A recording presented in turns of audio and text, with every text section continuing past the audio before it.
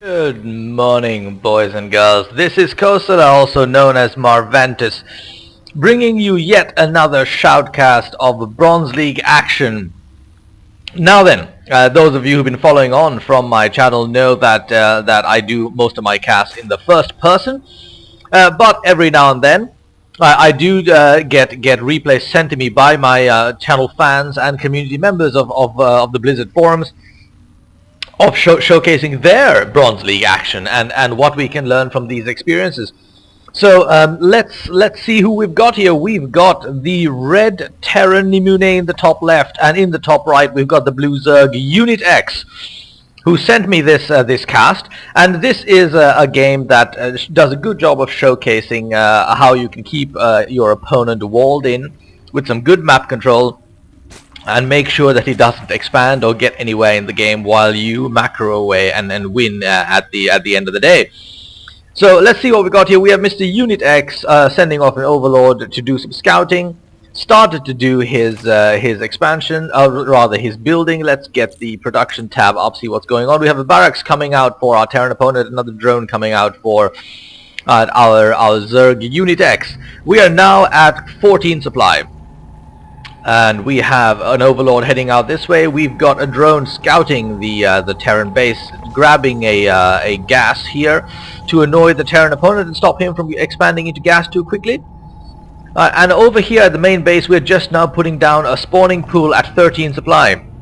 Or at 14 supply it was, yes. Now this Overlord is doing a little bit of scouting back and forth in front of his own base. And in the meantime, our Terran opponent is about to finish his barracks, has got 2 supply depots out, and is walled in front of his base, as indeed he should against any Zerg opponent.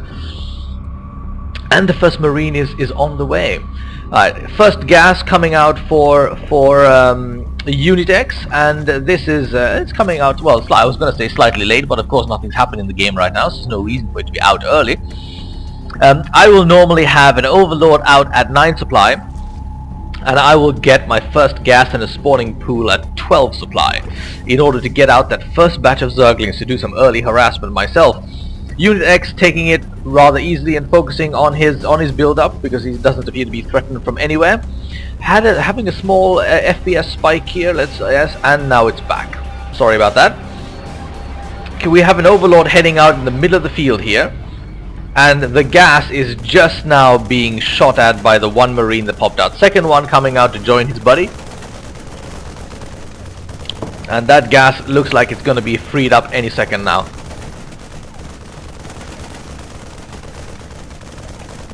Or is it? It's feeling resilient.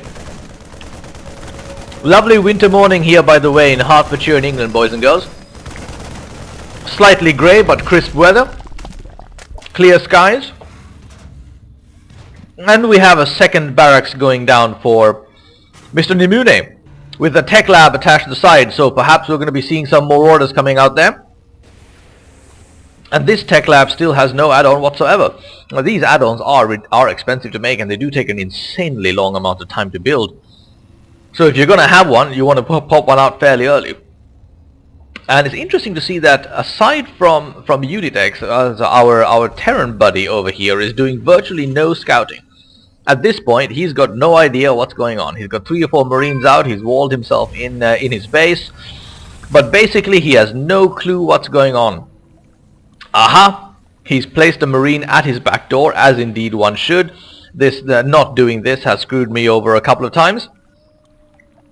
Unit X has parked a Zergling at the northern Zelnaga tower, and is about to grab his second base. Very cheeky. He's missing out his natural expansion and gone straight for his faraway expansion over here. So second base coming down at 23 supply, and because he's not being harassed from anywhere, of course this is a fairly good thing to do. Let's take a look at the unit tab and see where we are. So neither player in no particular hurry to amass an army here. We've got 8 Marines and we've got 6 Zerglings out and a Queen, and that is pretty much it. Both seem to be focused on their macro game for the time being early on. No harassment going on anywhere. We have combat shields coming up for the Marines here on the Terran side, and an orbital command being researched as well. An infestation pit coming out very early. for Unitex as he also techs up to lair. It'll be interesting to see what he does with this infestation pit. Banelings nest out as well. Always good to have around against Terran opponents. A few zerglings now starting to walk out into the field. Now you see right now, Unitex has complete visibility of what's going on in this northern right half of the map because of his overlord placement and his zerglings. He's got complete control over what's going on, whereas our Terran opponent really has absolutely no idea what's going on. He hasn't even made it outside of his base yet. And this is a thing you really must not do. It's essential that you scout early and scout often so you know what's happening. So now we've got one Marine finally coming out 7 minutes into the game, and up until this point he had absolutely no idea what's going on. So let's see what he discovers. Looking for the base now.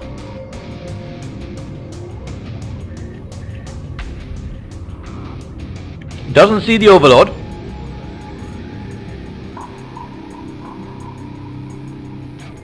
He's got a couple of Marines heading in different directions here.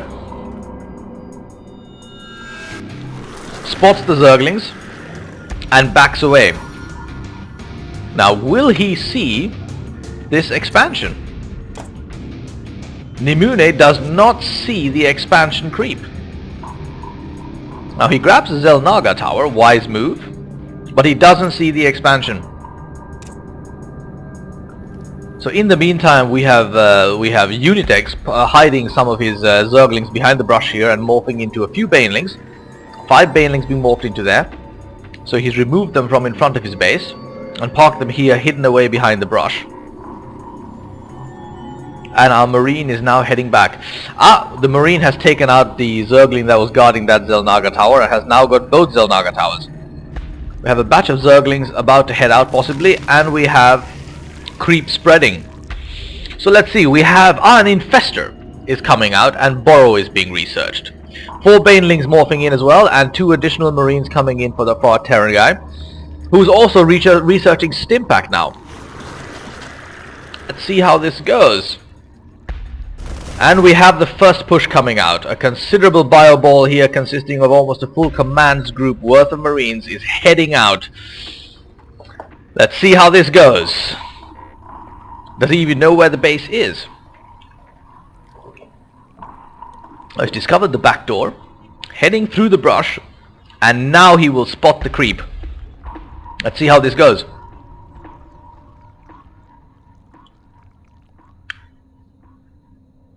Infestors throwing down nothing, Banelings coming in. Oh.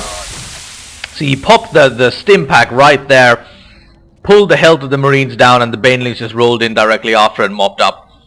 That must have been painful. That was an entire commands group worth of Marines that just disappeared there. Let's take a look at the units lost tab. We have Nimune having lost about 1400 resources worth of units. And, that's quite reasonably even. And what do we have remaining? We've got 12 Zerglings for Unitex and only 10 Marines left for our Terran opponent, who is now, and they're all parked at his base.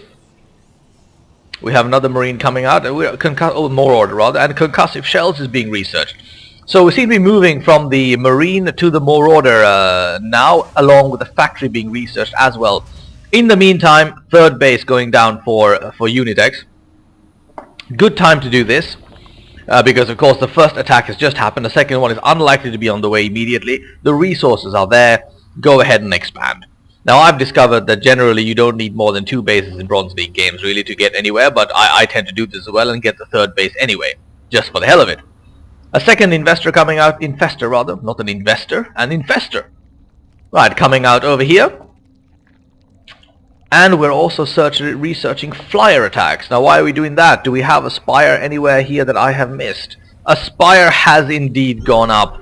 Scan coming down here for Nimune, who actually managed to spy nothing particular that he didn't already know, because he saw the Infestor, so he knew there was an Infestor pit, the lair's out already, he missed the spire, so he has no idea that there's going to be flyers on the way.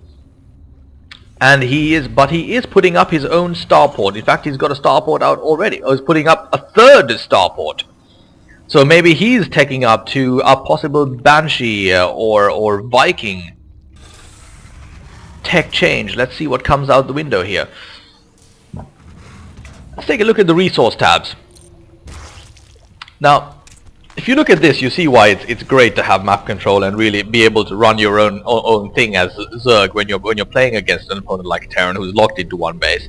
So we're looking at almost 1,000 resources a minute for our Terran opponent, who is now locked into one base, and we're looking at 900 resources a minute for Unitex, who really should be doing a lot better than that on 3 bases. And the reason he's not is because they're not saturated. Now we've almost got saturation on one base, we're half saturation on the main base, and the new base has just begun. Now if he had fully saturated all 3 of these bases, he'd be at twice the income level that the Terran opponent is at right now. So it's extremely important to keep those bases saturated with drones. Make sure that drone production is happening steadily, because otherwise having multiple bases won't really help you, because you'll still be within the same sort of scope. Okay, let's drop back into production and see what's coming out. We've got IS cloaking field being researched, so therefore Banshees are indeed on the way. 3 popping out right now. A couple of Mutilisks came out for Unitex. And we have Nimune heading out once again with a few Marines to see what's what. Zerglings have recaptured the Zelnaga towers.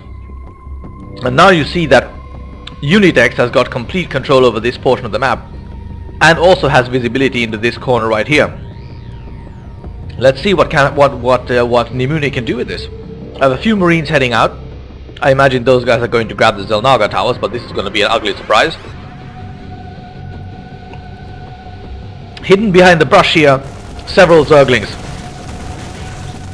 That might be enough to deal with this. And yet not.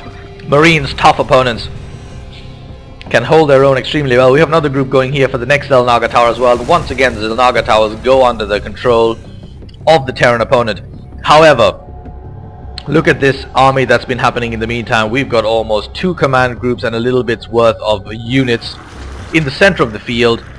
No earthly way that Nimune is going to be handling himself against this anytime in the near future. Those Zelnaga towers are going down once again.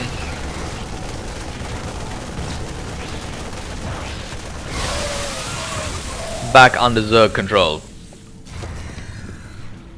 Let's see, we have a few Banelings hanging out there with 2 Infestors. And the Zerglings coming to mop up here. So the Marines are actually holding their own reasonably well. The Zerglings are not getting the goods around, so they lost a few units there. Low health on quite a bunch of these. And in the meantime, let's see what's going on in Nimune's base. We've got 4 Banshees, 5 Banshees have come out, 6 Banshees have come out. I still can't count. We have a couple of more orders hanging out. We have a few Marines. What else has been going on? We have 3 supply depots manning that back entrance. And we have a tech lab going down for the factory. So siege tech research might conceivably be on the way. Both gases pumping away and still on one base. And these minerals are starting to run low. They're starting to run low.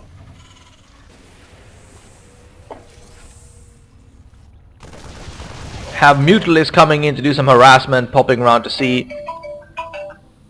Ooh, my 14-minute timer went off there. So this will be the end of part 1 of this. I will continue in the next video. I'll be right back.